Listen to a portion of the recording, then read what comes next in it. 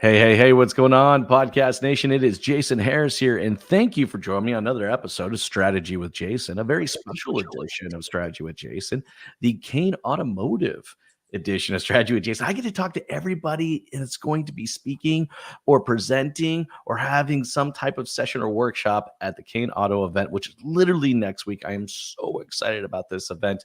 If you guys don't know what it is, you need to check it out. It's Kain.auto. Go to www.kain.auto. You need to go check it out right now. There's still tickets available. So if you guys want to come, you can come last minute. And I am very excited to have a very special guest today.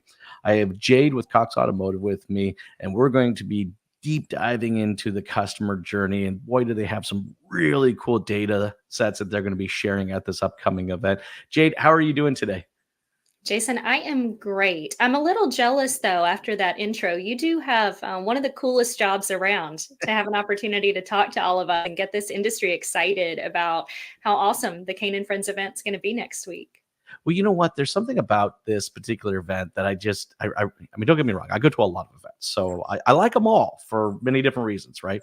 But there's just something about this one where it's that right ratio of dealer and vendors where it just creates a very cool collaborative space, plus we get to do fun things like you guys are sponsoring where we get to go to, the horse races. It's going to be a lot of good times. It is, it's a really personal event. It feels different from a lot of the big conferences where it's all about selling stuff. And we have these conferences where vendors, it's their 13th month of the year, and this is so different because it is really about insights and actions. And you said the word collaboration, these deep conversations about where our industry is, where it's going, the real challenges that our dealers and OEMs are facing, and helping them really navigate how they're going to succeed and drive bottom line profitability with all of the headwinds that we have economically and across this awesome industry. And boy, are there some headwinds. That's what I'm saying. Like the event is always a great event every year, but it's very timely. And I've had an opportunity to almost chat with everybody that's going to be presenting, and I'm so impressed with everybody's presentations and everyone's sessions and workshops of just how timely they've created the content with a lot of the things that, as an industry, we're dealing with right now. So I'm so excited to kind of get into your guys' fireside chat because you guys got some really cool stuff. But before we do that, I love kicking off these podcasts with a little origin story. I'll be honest with you, Jade, it's because I'm probably more fascinated. No, I think everybody's fascinated because I don't think anybody just wakes up one day and goes, hey, I'm going to go spend a career or a decade or two in the automotive industry. So let's start the podcast up there. Jade, is how did you get started in this crazy little world we call the automotive industry? You bet. And you are so right about that. And this automotive industry, it's a small world once we all get to know each other. And, a lot of us were either kind of thrown headfirst into it from birth. I fall into that category. My dad, as many of you know, was the top Honda salesperson in the country for almost 40 years. And so I grew up in my high chair at age 2, watching him practice for national walk-around competitions. And, at age 4 and 8 and 10, traveling out to California with my family for him to record Honda national training videos. And so between that as a child and then serving really every role within the dealership organization throughout many years, and then after college, I said, I want to have absolutely nothing to do with the car business. And so I was in the financial and lending business, and then had a very successful real estate business for many years. And but somehow when you have car business in your blood, you always end up back in the car business. And so I spent the last bit of my time in the field as kind of an operations, marketing, and even spent some time as an F&I director for a large dealership group in Tennessee, Virginia, and North Carolina. And over time, I saw that there were so many things happening in the industry with the publicly traded groups and the hybrids and the new forms that we needed better technology and products and data to drive decision making and to drive and allow really small, mid-size groups and even large groups to play on an even playing field. And so I'm a data maniac. And so I had these little stores that had tremendous pump in, pump out for where they were located. And so over time and relationship building at COX Automotive, we had a lot of the products that, or companies' products that COX was purchasing or looking at before COX really became COX Automotive. And so through that, I realized that COX was the company that had all of the right pieces that I thought were necessary to truly drive the future of this industry and to set up those small and mid-sized groups like the one that I worked for and with to be on an even playing field and to really change the future of this business. And so that's how I got here. So now almost a decade with COX across the product and engineering side, and then ran all of sales and business analytics for a handful of those years for all 20,000-ish of our AutoTrader and KBB clients, and then have been on the business operations and strategy side the last few years for strategic planning, business development, and our strategic partnerships. So I've seen all sides of this business. I spend a lot of time with our OEM clients and our dealers and lenders, and it is a fun time to be in this industry. You know what? It is a fun time. I find it's always a fun time, honestly, to be in this industry. It's just there's just always something happening. It's like it's so funny. I love the fact that you brought up data because I know it's going to be a part of what your guys' presentation, your fireside chat is going to be. We're in that era of data. I remember when I first got into the industry was late 90s, early 2000s, and it was the era of websites. It was like, I remember when my dealership got its first website, right? And it's so funny to kind of see how what the industry has gone through and what dealers have had to go through, to this place. And now we're in this cool place where we get to, talk about data. And, for years we've been talking about how there's a gold mine out there, but only recently have, great companies like Cox and other companies out there actually started building, pickaxes so we can go actually go mine this gold that everyone's been talking about. So I look, it's so much fun. All right, so let's do this. Let's get into this because I love this title of this fireside chat you guys are doing. All right, the everywhere in every way customer journey, how to stand out to today's in-market auto shoppers. There's all kinds of juicy stuff in that. So tell me a little bit about what can people expect kind of during this fireside chat? What will be, the perspective or maybe a couple takeaways you'll hope someone will take away from it? Yes. So this fireside chat will be as jam-packed with content as that title is with words. It's a mouthful. But Jason, we see that consumers no longer want to buy in just one way. But many of our dealers are still ultimately selling in one way, or they think that with their virtual lot and their physical lot and omni-channel digital retailing and in-store strategy cover both, but they may just change their mind once they hear what today's auto shoppers have recently told us that they want and need and prefer and prioritize. And we're going to go over those as we review the findings of the 14th annual car buyer journey study that COX Automotive just released. So we're going to go in great detail around the sophisticated, personalized shopping experience that consumers expect, as well as talk about some of the things. You'll hear me say fierce measurement a lot throughout this session and throughout the next year or two, because one of the areas where I see dealers being a little bit nervous as we think about margin compression, and we're getting ready to enter this first buyer's market that we've seen in a really long time, an inverted supply and demand equation that looks so different from what we've seen in many years. All of these factors put us in a place where what we have measured historically and what success looks like is very different from what it could look like tomorrow and a year from now. And so FIERCE is an acronym. I'll leave you in suspense until we get there on what that acronym stands for. But it's really about future focus, efficiencies, a multi-pronged revenue stream approach to your business, and then activating on the data that you have and giving consumers what they want, recognizing that the competition is more fierce than it has ever been. You know what? I love love a good acronym. Of course, our industry does, right? I mean, we're Of course we literally do. made up of acronyms and 4-letter words and 3-letter acronyms, and just that's the automotive industry for you, right? But no, you're 100% right. I mean, talk about an interesting time, and I feel like I say that almost every single podcast I've probably ever done since 2015 when I started doing podcasts. What an interesting time it is! But I think that's the cool part about the automotive industry. It will always keep you on your toes no matter what, right? Like, I mean, I was just sitting with a good dealer friend of mine, small group, 7 rooftops, and we were just, chatting about expenses and just looking at things like floor Yes. plan interest rates right now.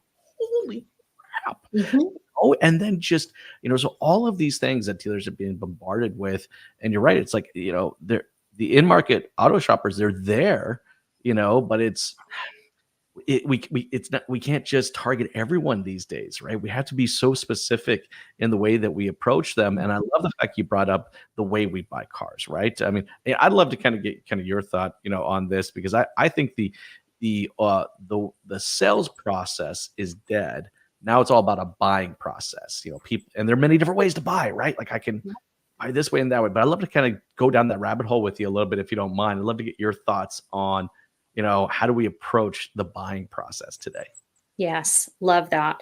So for many years, those years that I was running analytics, sales analytics, all of our dealer performance analytics for AutoTrader, I used to always say, what happens on your virtual lot, anywhere online that a consumer has an opportunity to interact with your brand or your inventory, is the most direct indicator of what's getting ready to happen on your physical lot. Because at that point, the consumer journey still wasn't linear.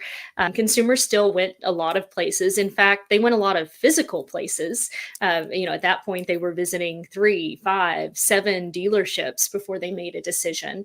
And what we have seen, of course, post-pandemic and driven by changes in what consumers want at their fingertips and all of the data that they have at their fingertips, it has now made that statement, what happens on your virtual lot is the most direct indicator of what's getting ready to happen on your physical lot, more true than ever. But your physical lot may never even play a role. Or if it does, it plays a role not necessarily at the very end of the transaction when a consumer is either getting ready to purchase or getting ready to service or repair or have maintenance or warranty work done with you.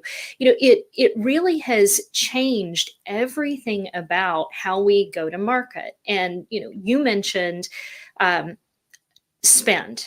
There are so many places where a dealer can spend money today, but we have to start thinking about return on investment and return on advertising spend as dealers in a different way than we ever have before, and make sure that every place we are spending those dollars is driving that sophisticated, unique, and relevant consumer experience. And so the same way I shop differently for groceries today than I did 3 years ago or 5 years ago, what consumers are expecting from dealers in this online and very seamless in-store, online, assist me, talk to me when I want to talk to you, Mhm. talk to me via chat when I want to talk to you that way, when I want to pencil my deal, and then I want to move in store and I want you to already know all of the steps that I've taken. Those connected solutions that create really relevant consumer experiences that drive efficiencies for the store. You said the word efficiency, expense management, but also drive efficiencies for the consumers. Consumers, they want it right now. They don't want to do it twice. When they reach out, they want to respond. Like I hear a lot of our clients, we're going to talk about this a little bit in our session, that are still on this leads or cost per lead or a first click or a last click attribution model. And the truth is, because consumers are doing so many of these steps digitally, virtually, via some form of an e-commerce track, every one of those digital touch points is just as important or more important than the one before, because they're moving down the funnel as they're making all of these virtual connections with you and your store. And everyone is an opportunity to win them or lose them. No, you're 100% right. I mean, look, I literally just did this myself. I was a consumer. I bought another car, and it was like there must have been 18 different touch points that I went through until finally, I'd actually spoke to a friend who bought one, and that's what solidified it. It was like, oh, okay, so you like, oh, and that's what you, and you don't like, okay, and I love the, by the way, I love the fact that you brought up groceries, because I have 3 kids. Going to a grocery store, it was like a black ops event. It's like, we're going to Right. go silent. We're going to go undercover. You don't say anything. You sit in the cart. All right. It's going to be boom, boom, boom. And we're in, we're out. And no one's even know we're there, and it never worked out that way. Right. But now as a consumer, I have the choice to not do that. I bypass the whole thing. I don't know about you. I buy my groceries.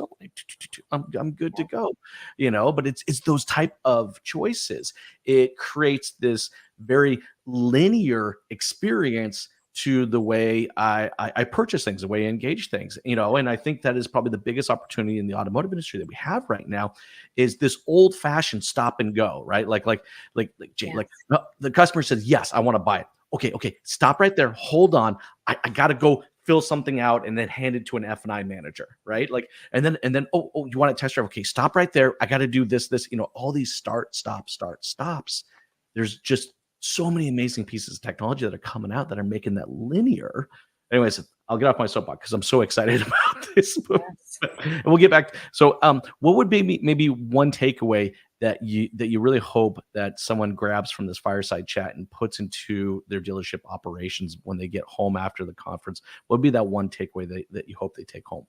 Yeah, so focus on where your revenue streams are today and how your revenue streams align to that customer experience that, because we talk about both in I use the corporate term. We talk about them in silos. Your revenue streams, your profitability that comes from fixed ops and variable ops. You know what percentage of your variable ops business comes from traditional brick and mortar versus distance retailing versus a digital or e-commerce retailing. But what we're really going to challenge and push clients and dealers to think through as we talk about all of these really important subjects at the fireside chat is how they connect to each other. So the consumer experience, all of the revenue streams you have today, and then where we believe it's going to evolve to for tomorrow, because the F in that fierce acronym is future focus. And take away that you don't have to go heads in like a light switch, head first, for any of these new and progressive and transformative ways that consumers are wanting us to move and do business as an industry.